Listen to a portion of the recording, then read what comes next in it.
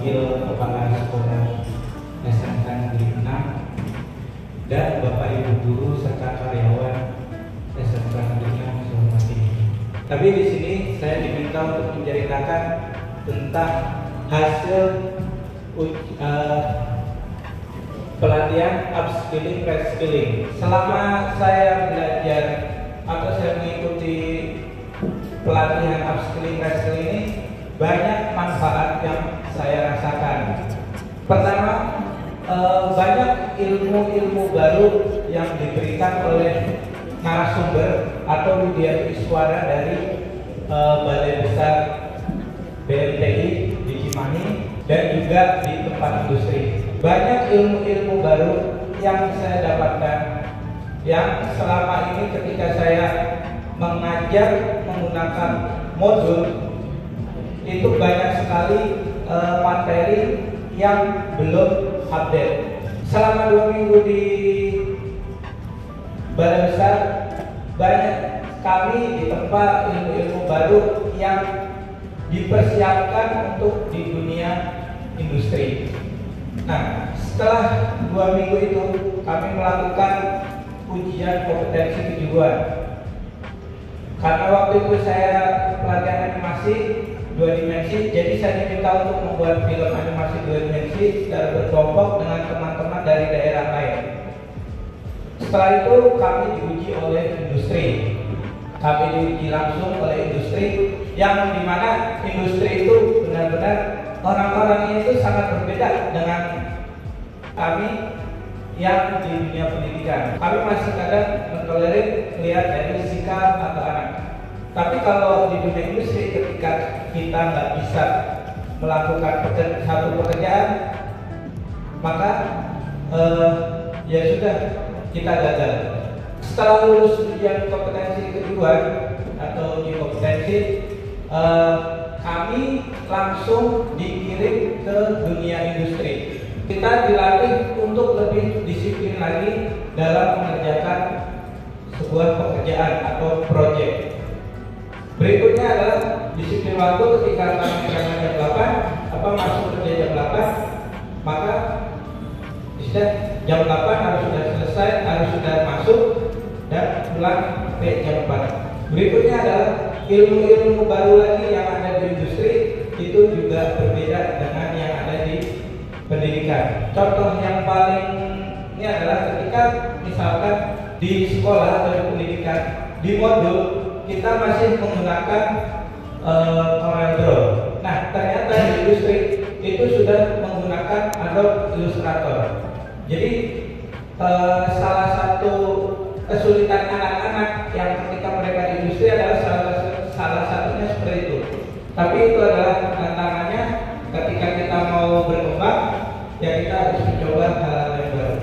Yang saya dapatkan di pelatihan hal industri, banyak sekali ilmu yang kita bisa upgrade untuk di sekolah yang akan kita sampaikan kepada anak-anak. Mungkin itu sedikit cerita kemarin ketika saya upskilling, reskilling di BMTI Cimahi. Terima kasih. Assalamualaikum warahmatullahi wabarakatuh. Tentunya banyak hal yang tadi sudah disampaikan, hal-hal baru, ilmu baru, pengetahuan baru yang beliau dapatkan ya di BMTI yang akan diterapkan, diimplementasikan di sekolah ini ya, baik kepada teman sejawat ataupun kepada siswa-siswi ya, khususnya jurusan animasi Pak Fauzi ya. Nah, Pak Fauzi, dari yang Pak Fauzi sudah lakukan selama penerapan hasil dari BIMTEK atau upskilling dan reskilling, itu hambatan-hambatan apa atau kesulitan-kesulitan apa yang Pak Fauzi alami? Silakan Pak. Ya, hambatannya adalah pertama pasti kita yang harus meninggalkan keluarga. Kedua adalah ketika kami di sana membawa perangkat, kadang perangkat yang kami bawa, perangkat komputer, laptop, itu ketika sampai sana perangkat kita kurang memadai. Itu salah satunya seperti itu, Pak. Kemudian setelah di penerapan di sekolah ada hambatan, Pak? Untuk hambatan, alhamdulillah tidak ada, Pak, karena saya juga sharing sama teman-teman jurusan dan saya juga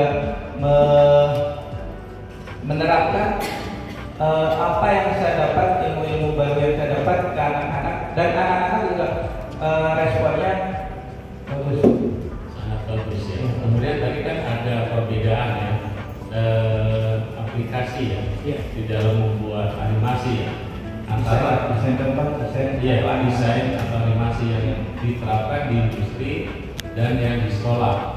Bapak Ibu tadi apa hambatan atau kendala yang disampaikan oleh Pak Polisi, ada nggak yang ingin memberikan masukan ya terhadap kendala-kendala atau kesulitan yang disampaikan oleh Pak Polisi dari Bu Ketua Program Kalian, Bu Yunita ya?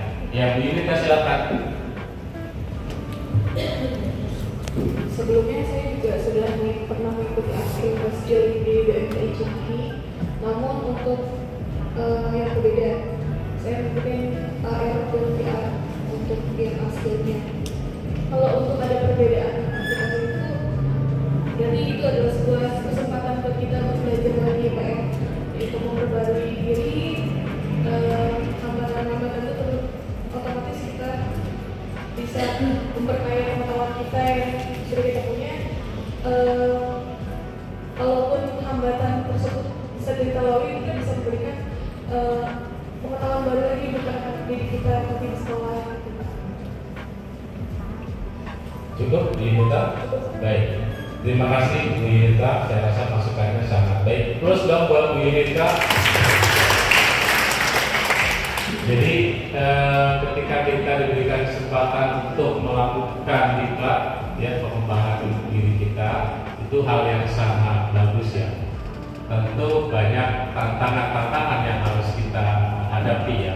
Tapi tantangan itu kalau kita bisa mengatasi, bisa melaksanakan di sekolah akan menjadi hal yang sangat luar biasa ya, akan sangat membantu anak-anak kita untuk bisa meningkatkan kualitas pembelajaran kita. Nah Pak Fauzi, saran saya apa-apa yang didapatkan dari industri itu, misalnya di dalam penggunaan aplikasi harus kita terapkan. Jadi supaya kita tidak tertinggal, ya harus kita menggunakan aplikasi-aplikasi terbaru ya, sehingga ketika mereka nanti lulus, ya akan lebih mudah beradaptasi dengan dunia kerja. Kemudian tentunya PR kita ya untuk bidang sarana prasarana tadi disampaikan Pak Fauzi, ketika mengikuti diklat ternyata alat yang dibawa ini speknya ya kurang support ya. Nah ini saya rasa PR kita ya, khususnya bidang sarana prasarana, mari kita tingkatkan ya sarana prasarana kita, khususnya di bidang pembelajaran, misalnya laptop, misalnya PC, ya agar selalu update ya, sehingga anak-anak kita, guru-guru kita juga dapat melaksanakan pembelajaran sesuai dengan kebutuhan terutama industri ya. Gitu ya. Terima kasih Pak Fauzi. Ada lagi yang mau disampaikan? Cukup. Ya, terima kasih. Kita lanjutkan. Sebelumnya terima kasih atas kesempatan yang sudah diberikan kepada saya pada hari ini. Sedikit berbagi pada tanggal 18 sampai dengan 23 Maret 2024 kemarin,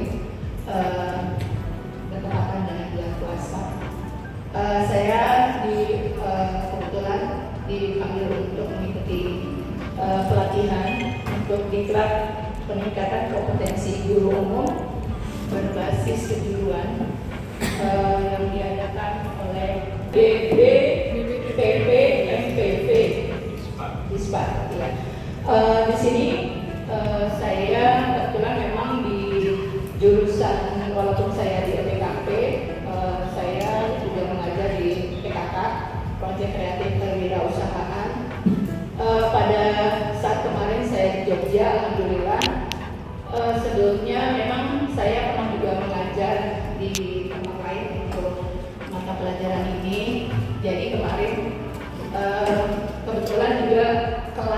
yang saya dapat itu semuanya teman-teman yang sangat mendukung dan kerjasama yang baik. Di sana saya mendapatkan untuk peningkatan kompetensi guru yang kaitannya dengan kewirausahaan. Jadi untuk pengembangan kita di sana itu sedikit saya membuka apa sih yang ada di SMK 6. Kebetulan kita ditanya satu persatu apa saja yang sudah dikembangkan di sana. Termasuk saya menceritakan tentang apa yang sudah saya jalani di SMK 6 yaitu roti goreng. Saya sedikit cerita tentang itu dan juga saya cerita tentang produknya Bu Sundari yang tentang apa tuh polis yang dan juga banyak yang saya ceritakan tentang jurusan lain ya, yang tentang percetakan, terus tentang bikin book dan segala macam untuk atribut dan juga untuk aksesoris dan juga untuk hadiah-hadiah bagi tamu-tamu undangan. Itu saya sedikit berbagi di sana. Karena memang ternyata itu di sana tuh mereka ada yang jauh lebih hebat dari kita. Jadi termotivasi juga gitu ya. Kira-kira apa lagi ya? Gitu nanti kita di sini seperti mereka bisa menciptakan produk dan bisa menghasilkan sesuatu yang bisa meningkatkan kompetensi anak kita. Saya belajar di sana mengenai bagaimana caranya kita berbagi atau mendistribusikan dengan cara mempromosikan produk-produk kita melalui media sosial. Kita diajarkan di sana bagaimana caranya kita marketplace-nya yang ada di Facebook, yang ada di IG, dan juga di WA, dan TikTok, dan juga di TikTok kita bisa jualan juga ya, bukan cuma joget-joget gitu ya. Jadi bisa jualan yang jadi jangan dijual jogetnya, yang dijual produk kita punya apa gitu. Itu di TikTok dan kebetulan juga saya affiliate di Shopee, walaupun baru sedikit penghasilannya, tapi itu sebagai aplikasi saya, hasil belajar saya kemarin waktu di Jogja. Ya. Nah, pada kesempatan inilah saya manfaatkan waktu itu, walaupun di bulan puasa meninggalkan keluarga, tapi alhamdulillah atas izin suami di rumah dan juga anak-anak sebetulnya, alhamdulillah saya bisa berangkat, gitu ya. Baik, terima kasih Bos untuk Ibu Fitri. Terima kasih Bu Fitri atas sharingnya ya, dari apa yang sudah dilakukan. Bu Fitri tadi banyak hal baru ya, terutama kita merasa sudah banyak yang kita kerjakan ya, tapi ketika kita bertemu dengan orang lain, guru lain dari sekolah lain, ternyata wow, ternyata kita ini belum apa-apa gitu ya. Ternyata banyak sekolah yang mereka sudah melakukan hal-hal yang lebih bagus dari kita. Jadi kan menjadi kita terbuka ya terhadap perkembangan dunia lain, sekolah lain, ternyata mereka tentunya ini menjadi inspirasi buat kita gitu ya. Sehingga apa-apa yang sudah dilakukan oleh sekolah lain bisa kita tiru, kita terapkan di sekolah kita. Nah, Bu Fitri, adakah hambatan-hambatan, kesulitan-kesulitan di dalam menerapkan apa yang sudah didapatkan selama pelatihan? Kalau hambatan secara tidak sih nggak ada ya Pak ya, karena alhamdulillah keluarga mendukung, suami sama anak, karena bulan puasa kan ada berat juga sebenarnya. Cuman alhamdulillah dukungan dari keluarga itu tidak ada masalah. Kalau untuk pembelajaran sih karena memang kita sudah kayak masalah TikTok, Shopee, terus media-media sosial kita udah tahu gitu. Cuma cara menguploadnya aja memang agak jelimet gitu ya. Belum saya terus terang aja belum saya jalanin semua. Masih satu-satu masih saya ingat-ingat lagi yang kemarin itu aja sih. Iya, baik. Jadi belum seluruhnya apa yang didapatkan dari pelatihan bisa. Nah, yang ingin menanggapi dari apa yang disampaikan Bu Fitri, Ibu Wakil Kurikulum, ya silakan. Ya, baik, terima kasih Bapak. Bu Fitri tadi sempat menyebutkan bahwa Ibu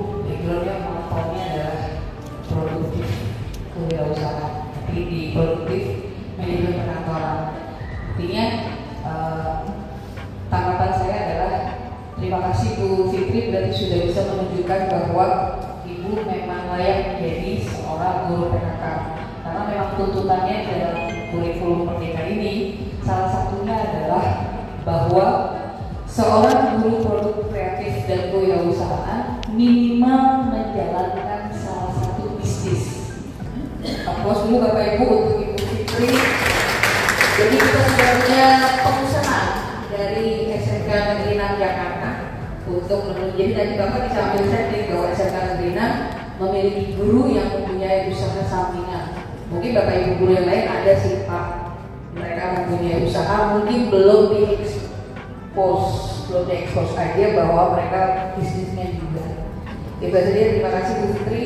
Dari saya terima kasih Pak tanggapannya. Baik, terima kasih tanggapannya Bu Fitri. Jadi hal positif yang paling tidak sudah dilakukan bahwa Bu Fitri sudah menjalankan memulai suatu usaha melalui online ya. Nah ini kan hal yang sangat penting di mana guru PKK, guru produktif kreatif kewirausahaan itu harus memiliki usaha sendiri. Tidak apa-apa kita mulai dari hal yang kecil tentunya, tapi lama-lama mudah-mudahan ya akan terus berkembang. Kemudian di sekolah juga kan Bu Fitri menerapkan langsung kepada anak-anak bagaimana belajar. Kita bukan jurusan kuliner, tetapi kita memiliki produk roti dan lain-lain. Ini kan hal yang positif ya. Saya rasa bisa akan menerapkan kepada anak-anak kita. Bapak Ibu, UMKM itu skala paling besarnya itu adalah kuliner. UMKM di DKI. Usaha yang paling cepat, gampang berhasil itu adalah produk kuliner. Artinya kita siapapun kita, walaupun kita tidak memiliki background kuliner, kita bisa saja usaha di bidang kuliner. Karena itu secara data statistik itu membuktikan bahwa usaha yang paling mudah cepat berhasil itu adalah usaha kuliner. Nah, mudah-mudahan apa yang sudah dilakukan di sekolah ataupun secara pribadi ya bisa menjadi inspirasi buat kita semua. Terima kasih terus buat publik. Terima kasih atas kesempatan ini. Mohon maaf bila ada salah. Wabillahi taufiq wal hidayah. Wassalamualaikum warahmatullahi wabarakatuh.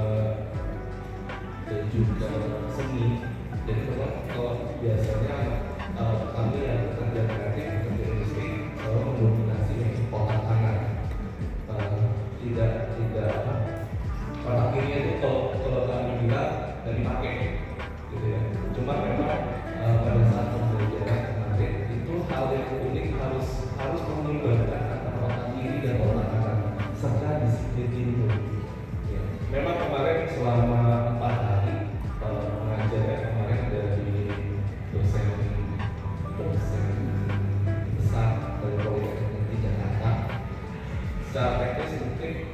tidak ada masalah.